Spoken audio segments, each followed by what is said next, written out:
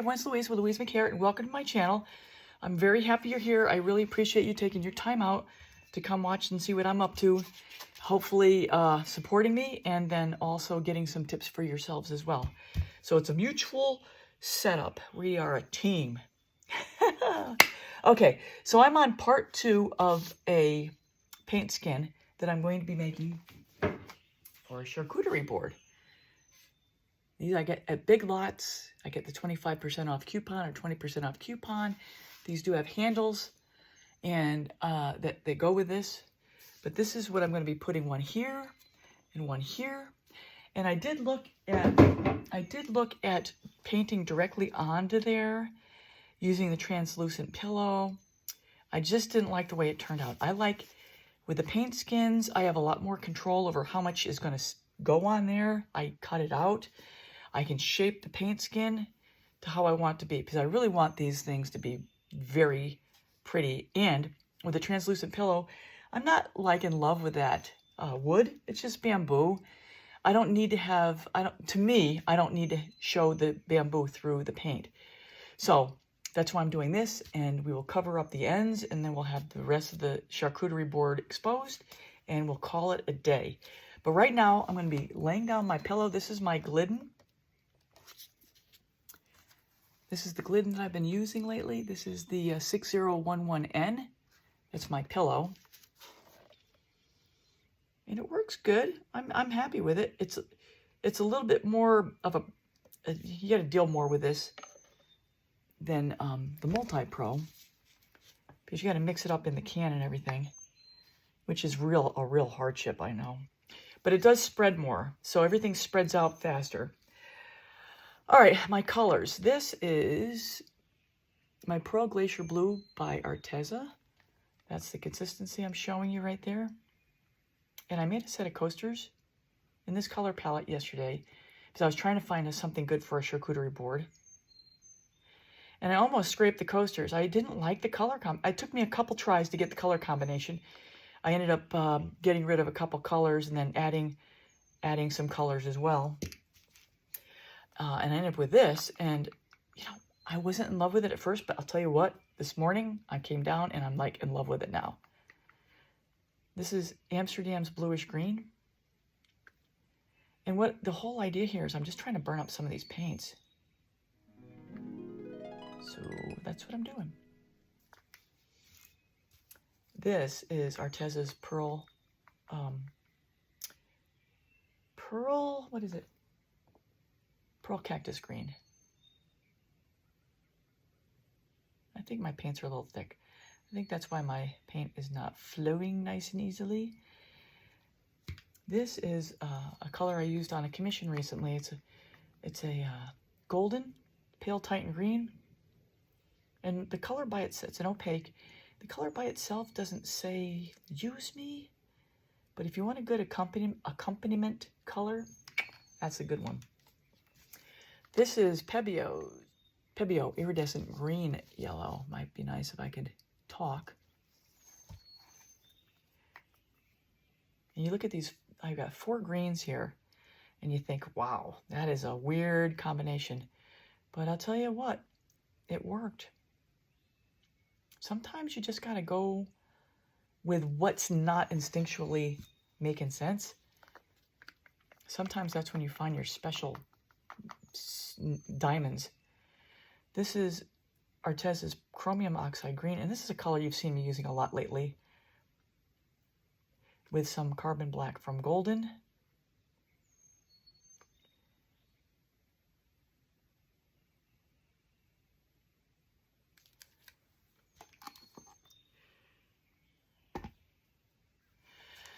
Cell Activator. This is my American Floetrol Cell Activator recipe. It's video 141, if you wanted to take a look at that.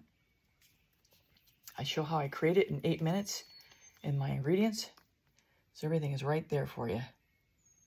That's the white. Here's the black. Always mix. Here we go.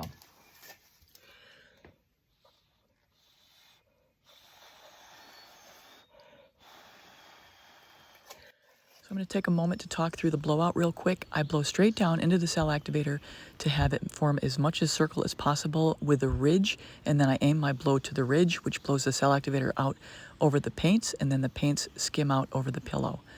And notice how I'm kind of moving my head back and forth as I'm blowing out. That helps create a nice round bloom. Got into the pillow a little bit right there.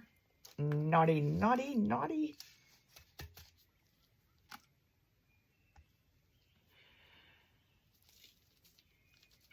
All right, let's give it a blow in the middle. So all I'm doing in the middle is just kind of helping the cell activator spread out and open up. It's thinner than the paints, and what that should do is help those paints that are underneath percolate up into the cell activator and create those nice cells. And I've mentioned this before, always be aware of how long you've used your straw, because after a while you'll notice condensation forming inside it, and if you don't switch out straws or get it out, you'll get dribble into your paint, and then that would be a problem. Okay, so we'll go with that. Now, before I spin it all, I need to make sure I've got pillow covering all these sides, because you don't want to be running your paints over the edge, because then you're going to lose your composition. Because what happens is essentially the paint will start to roll over itself.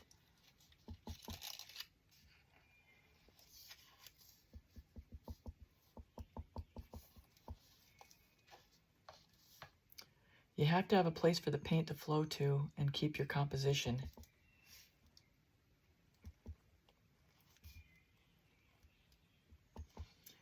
Oh, this one's really pretty. Okay. He's shaped differently than the other one, too. This one might be easier to work with, but we'll see. Slow spin.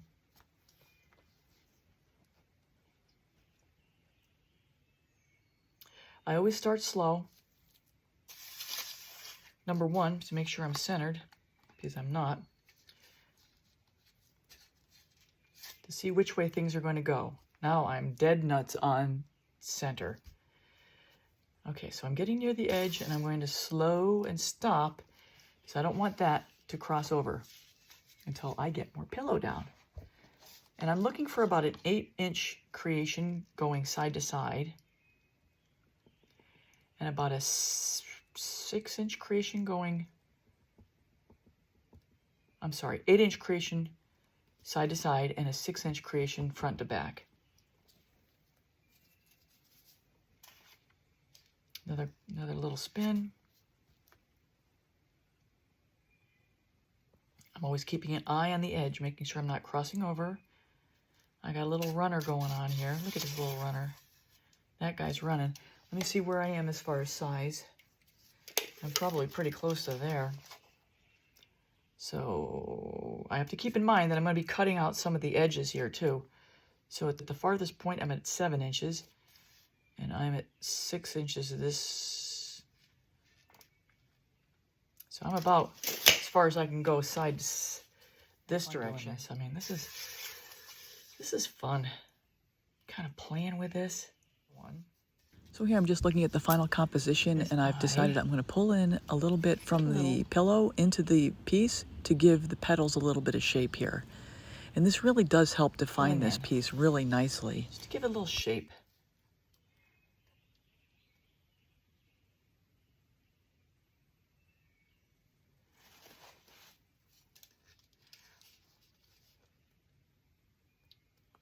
I'm kind of following the lines of what it's giving me.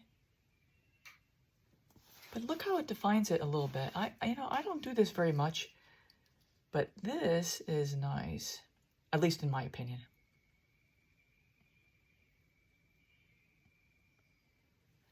And everything I share with you guys is my opinion or my experience.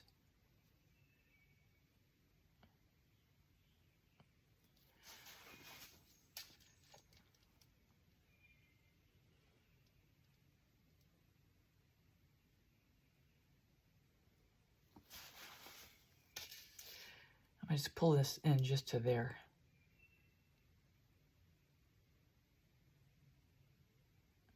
I don't know how much of that I'm going to cut off, but I'll cut some of it off. So some of this is knowing what you're going to do.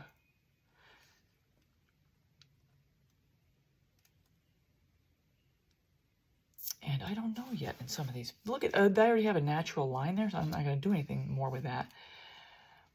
And I have a natural line here too, so I'm just gonna give it a little swervy swerve and leave it. Okay, we're gonna call that done. Oh, this is so pretty. I must need my head examined after those coasters yesterday. This is where we are. Paint skin number 2. So in the meantime, I stained the board with the MinWax Dark Walnut a couple times to get it to the color I want, and now I'm going to be going on to the paint skin application. Hi, when I'm back for the paint skin portion. So I'm just going to show one. I've got 2 charcuterie boards in process. I've already cut out the skins. Here's some of the skin hair. So yeah, I'm just gonna get this on here. Put a little on the board itself.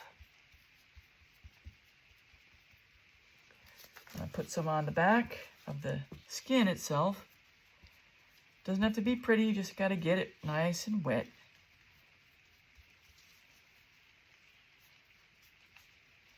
Ooh, I'm not sure if I remember how I had this going. Hello, which way did I have it going?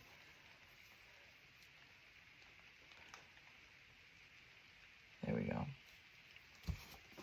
All right, so I'll slide you this way. I'm gonna have it go off the edge a little bit. Reach the edge there. Go off the edge over here. I need to push out any air bubbles. Let's push it all out from the inside. You want to squeeze out all the air bubbles and any extra varnish.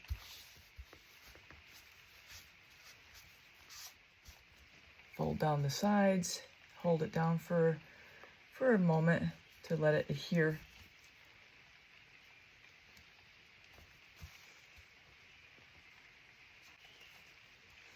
And I'll be back in a second once it's fully stuck. I'll be back when I'm done with all of this.